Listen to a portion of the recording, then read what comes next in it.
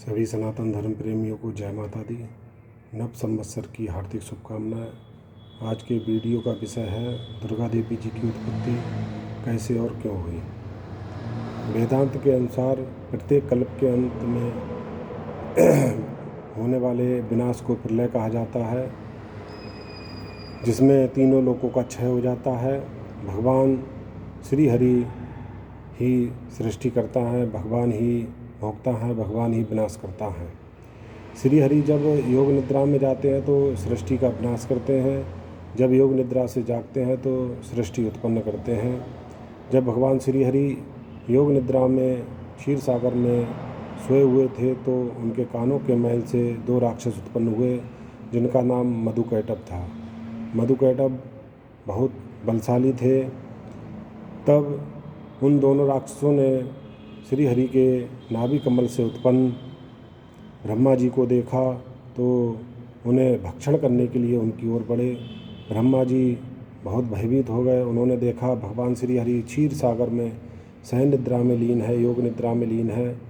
तब उन्होंने योग निद्रा का स्तवन और प्रार्थना शुरू कर दी कि हे योग निद्रा देवी, भगवान श्री हरि को शीघ्र ही जगा दीजिए और उनके हृदय में इन दोनों राक्षसों को मारने की बुद्धि उत्पन्न कर दीजिए और इन दोनों राक्षसों को अपने माया जाल में फंसा लीजिए। ऐसी प्रार्थना सुनकर योग निद्रा देवी भगवान श्री हरि के शरीर से बाहर आकर ब्रह्मा जी के समक्ष खड़ी हो गईं और भगवान श्री हरि शेषनाग की सैया को त्याग कर जाग गए। जब उन्होंने दोनों राक्षसों को ब्रह्मा जी को खाने के लिए प्रयत्न करते हुए देखा तो उन्हें बड़ा क्रोध आया और उनसे भगवान श्री हरि ने 5000 वर्षों तक बाहु युद्ध किया।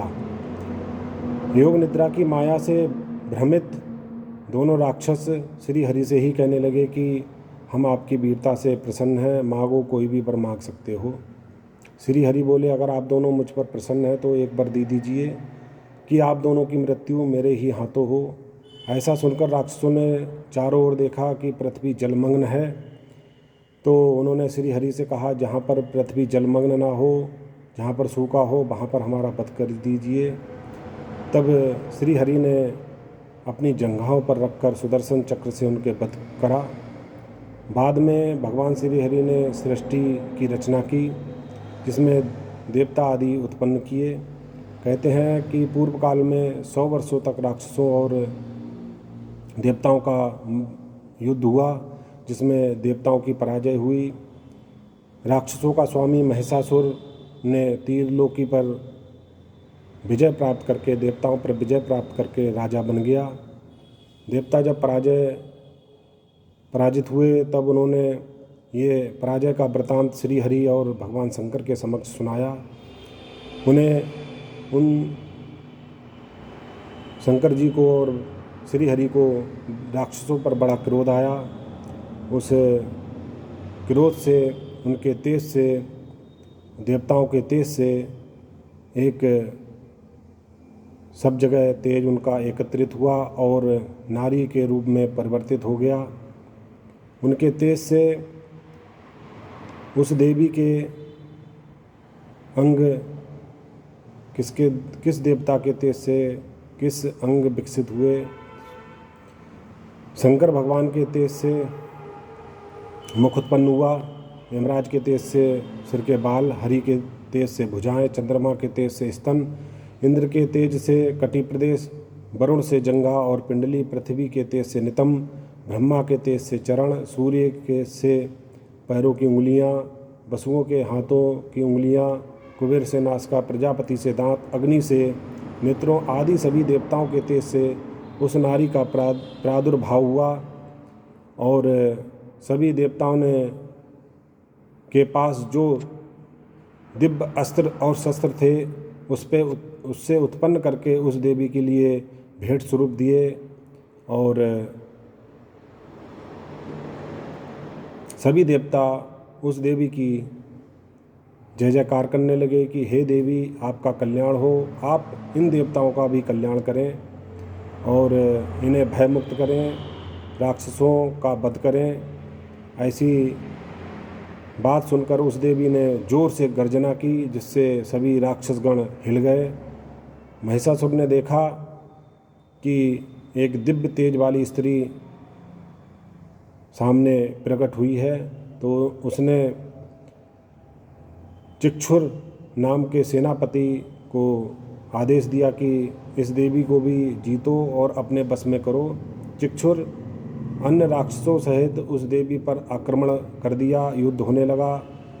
देवी ने क्षण मात्र में ही उन राक्षसों का वध कर दिया।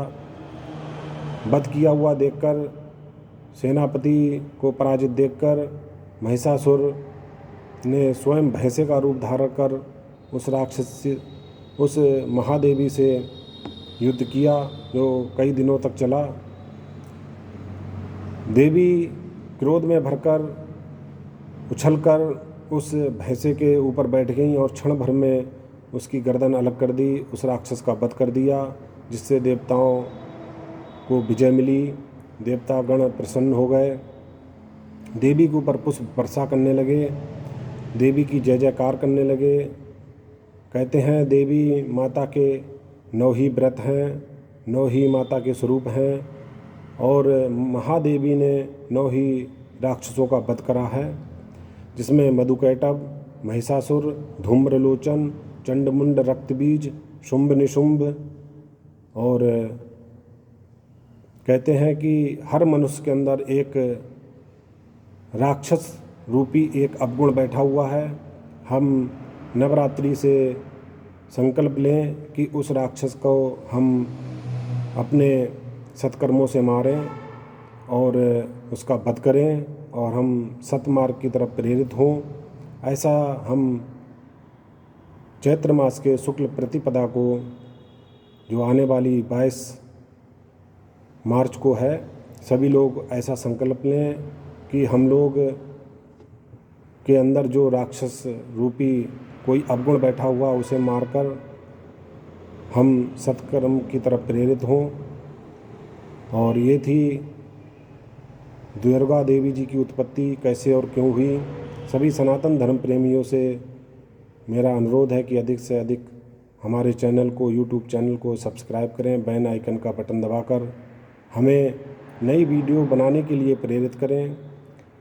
जय माता दी। सत्य सनातन धर्म की जय हो।